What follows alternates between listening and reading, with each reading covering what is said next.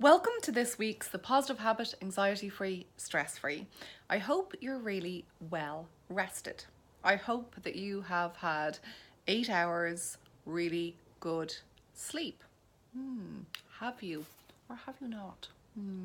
Now, most people are not getting adequate sleep. So that's what I'm going to do the next series of videos on. I will be returning to mindfulness because I believe it is the absolute strength of strengths. But for now, I just want to look at what can actually really aid us to be present and emotionally resilient in our waking hours is the quality and quantity of our sleep. So there is this sort of myth that some people need more or less sleep than others. And what we now know through extensive sleep science research is that that is simply not true. There is a teeny tiny minority of people. It's like the same, apparently, likelihood as being struck by lightning that you are one of these people that can survive on less than 8 hours sleep a night. And yet, 50% of us are not getting that. So I wonder which category you fall into. And of course, I hope you are in the category where you get 8 hours good quality sleep. If you're not, you're not alone.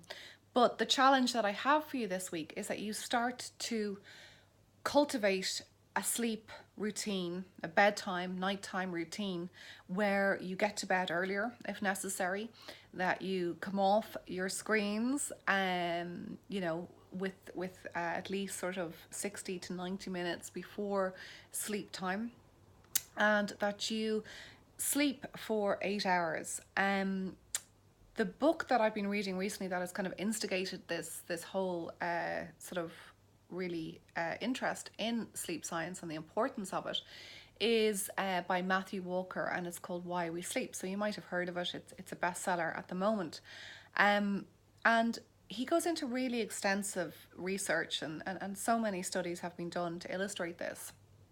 Obviously, as a therapist, my most important aspect of why we need a good sleep is for our emotional health.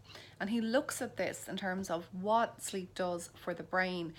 One study, they took two groups of people. One, they kept awake all night, not so pleasant.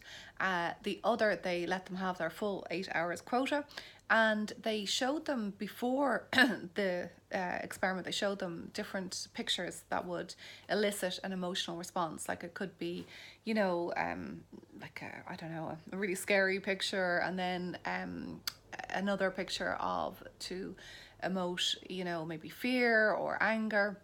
And what they discovered is that the people who had slept properly for the whole night were much more able to regulate their emotional response. That they'd seen the picture before the night's sleep. The next day they saw it, their amygdala, which is the fear center in the emotional part of the brain, was not as activated as the people who had forgone a whole night's sleep, and when they looked at the pictures the next day, their amygdala was literally on fire. And the reason for this is that the prefrontal cortex, which is the largest part of our brains, the most modern part of our brains, that is responsible for making decisions, our rational mind, logic, was not able to signal to the emotional brain in the same way. So the sort of messages between them were curtailed and cut. So this is really something that is so important. It can be that feeling of, just snapping at somebody one day because you are basically sleep deprived. And this is something that I want you to take really, really seriously for your emotional well-being and your mental health. So my challenge is that you start to, if you're not already, start to get 8 hours sleep. And I'll see you next week, and I'll explain a little bit more about the whole idea of the importance of dreams and the different states that we go into when we sleep. So thanks for watching, and I'll see you then.